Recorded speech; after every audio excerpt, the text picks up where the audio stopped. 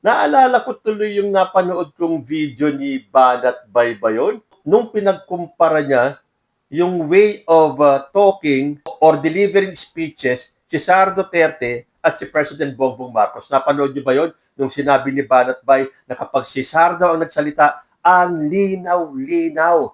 Samantalang every time na maririnig niya si Bongbong Marcos mag-speech, para daw bangag. Si Bibi Sara Duterte nagsasalita, malinaw. Excuse me po, sorry. Pasensya na.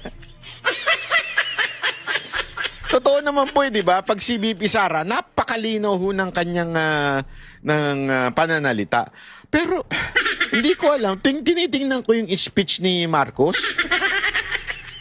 Parang speech ng isang bangag. Kawawa naman itong mga taong ito, no? Kahit nakitang-kita natin ang kaibahan ng pananalita ni Bongbong Marcos kay Sara Duterte, talagang ipagtatanggol pa nila yung kanilang idolo. Sa bagay, ganun po talaga. Kung sino ang sinusuportahan nyo, kahit na alam nyong mali, ipagtatanggol ninyo. Kapag nag-i-speech daw si President Bongbong Marcos, parang bangag. Our foreign policy has always been to encourage peace and to foster cooperation, whilst also ensuring that international law is faithfully complied with and permeates all facets of relations amongst nations. For it is only through a rules-based international order that peace and development can be achieved.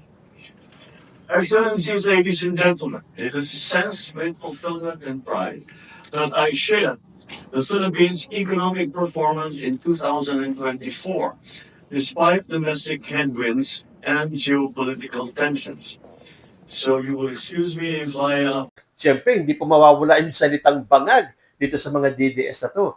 Kamustahin naman natin si Sara Duterte. Natandaan niyo yung interview kay Sara Duterte after yung first SONA ng ating presidente. I'm sure napanood niyo na yun. Kaya nga sumikat yung mga salitang itok, atok, I took, o whatever took na yan, di ba? Ma'am, Vice President, could you just give us your thoughts on the State of the Nation address? The State of the Nation of President Marcos, I think everyone or many of those who do not understand economic numbers were overwhelmed with the numbers in the first part of the speech. That was, I think, the reason why it took a long time for people to start clapping, because the economic part was in the beginning, and many people really do not understand economic numbers. Tapos isa pa, sa isang hearing, tinanong si VP Sara kung alam niya ba yung proyekto ng Wi-Fi. Is the good Vice President familiar with the public Wi-Fi program? Madam Chair, yes, it is under the admin.